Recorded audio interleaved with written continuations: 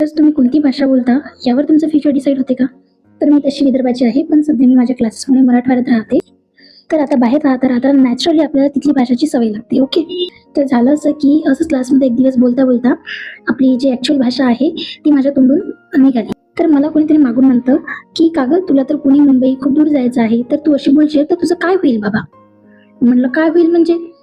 तर ते ऐकून मला एकच विचार आला की का बरं, भाषा का डिसाईड करेल की मी पुढे जाईल नाही जाईल? ते तर माझं टॅलेंट, माझं नॉलेज आणि माझं कॉन्फिडन्स डिसाईड करेल ना. आणि प्रत्येक एरियामधली आपली एक वेगळी स्टाईल असते, एक वेगळं फील असते. ओके. आणि जी आपली भाषा आहे, ॲक्च्युअल भाषा, तीच आपली खरी आयडेंटिटी असते, राईट. आणि ऑनेस्टली सांगायचं तर भाषा शुद्ध किंवा अशुद्ध नसते. प्रत्येक भाषेची आपल्याला रिस्पेक्ट करायला पाहिजे. आपण त्या एरियामध्ये जाऊन ती भाषा बोलतो तर आपण ती एक रिस्पेक्ट देऊन बोलतो, ठीक आहे. की असं म्हणून नाही बोलत की ती भाषा शुद्ध आहे म्हणून बोलतो बा. आपण आपली मराठी भाषा बोलली तर त्यांना कसं वाटेल हे विचार करून आपण नाही बोलत. तर हा होता माझा एक बाहेर राहून छोटासा घेतलेला अनुभव. तर तुम्हाला याबद्दल काय वाटते की खरंच माणसाचं जे फ्युचर आहे ती भाषा डिसाईड करते का, की त्याचं टॅलेंट आणि नॉलेज डिसाईड करते? हे मला कॉमेंटमध्ये नक्की सांगा. धन्यवाद. जय महाराष्ट्र.